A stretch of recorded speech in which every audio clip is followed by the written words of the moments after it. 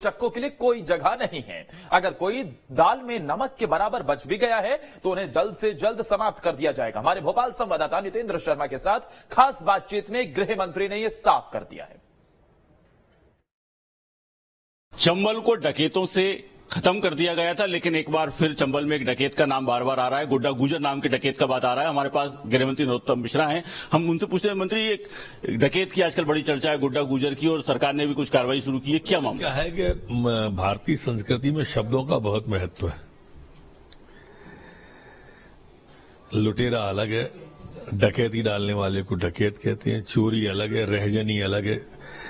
तो ये रहजनी करने वाला लुटेरा टाइप का व्यक्ति है, डकैत नहीं है, क्योंकि डकैत की गैंग होती है, गैंग नहीं है इसके पास। अभी तक वहां गैंग की कोई सूचना नहीं है पुलिस के पास में। और जहां तक ताजा एक जो विवाद आया जिसमें नाम आया, ये फॉरेस्ट की जमीन से जुड़ा हुआ मामला है। फॉरेस्ट की जमीन, तालाबों की जमीन जब खाली हो जाती है तो लोग वहां पर कर लेते हैं।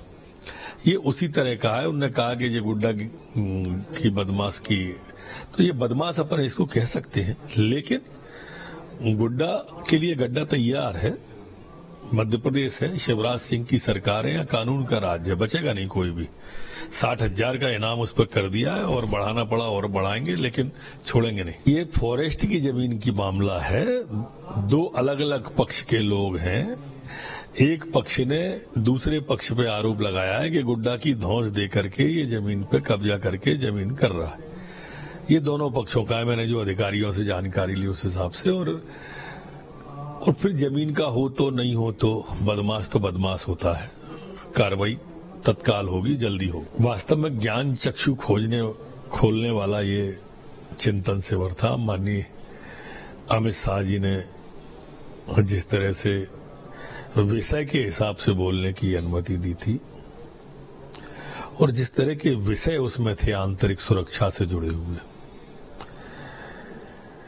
मेरे जैसे व्यक्ति का काफी ज्ञानवर्धन हुआ।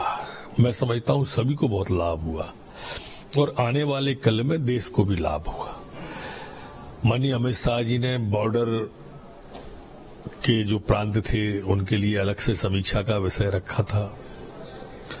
उन्होंने जो मादक पदार्थों की तरफ हमारा युवा भटक रहा है उसके लिए अलग सेशन रखा था। दोष सिद्धि के लिए अलग सेशन रखा था, और सभी में सार गर्भित विचार आए। माननीय प्रधानमंत्री जी ने जैसे वन नेशन वन राशन करके